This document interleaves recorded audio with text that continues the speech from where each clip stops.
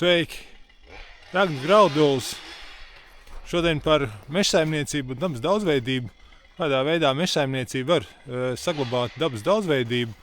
Un, ja mēs pie tā meža saimniecības pieejam ar piegājienu, kad mēs audzējam mežu, tad tas lietas nostājās viss savā vietā, kad mežā tātad ir produktīvie koki.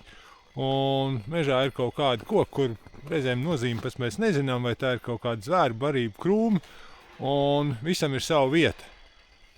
Un tad man aizmugurē ir apse. Tāds vienkārši viena apse. Šajā visā audzē neviens cits apses vairāk nav. Kaut kādu 3 hektāros man šķiet šitais ir vienīgais koks. Viņš ir jau bijis saglabāts kopjot jaunaudzi. Un tagad, kad tas ir nonācis līdz pirmai krājas kopšanas cirtei, tiek zāģēti ārā bērzi, eglis un tiek veicināti nākotnes koki. Tā apse paliek, viņa šobrīd ir garāka par pārējiem kokiem. Un kāda tai apsei ir nozīme? Apse ir koks, kurš ļoti pateicīgi uz viņas pirmā aug sūnas. Tanīs sūnās dzīvo visādi kukaiņi. Un tā kā ir kaut kādā ziemā pieņemsim putniem ko ēst. Un apse arī ir koks, kurš samērā ātri aug, pirmā veido dobumus. Un tad tur atkal ir, kur dzīvot putniem. Un kāpēc mums tie putni vajadzīgi? Tāpēc, ka mums apkārt ir daudz koki, kuros arī visādi kaitēkļi viņus grauž. Mēs viņus pat reizēm neredzam, reizēm redzam.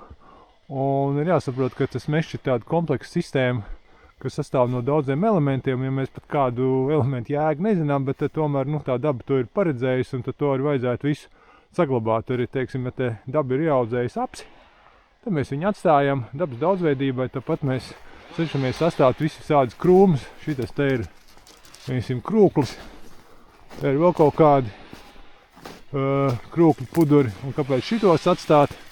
Tāpēc vienkārši, kad tā ir zvēru barība, un te visādi brieži labprāt viņu grauž, un tad ir mazāk iespējas, ka tās briedis apgrauzīs mūsu mēķkoku eglis.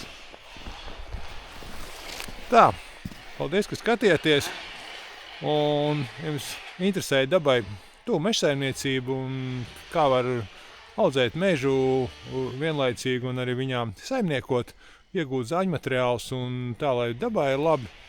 Varētu griezties pie uzņēmuma Mežs un vide. Labprāt sniedz konsultācijas, kādā veidā es strādāju, nedaudz arī par kurzēm apsaimniekoju mežus. Vienkārši sazinamies, parunājamies, ja interesēja. Tā, tiekās mežā.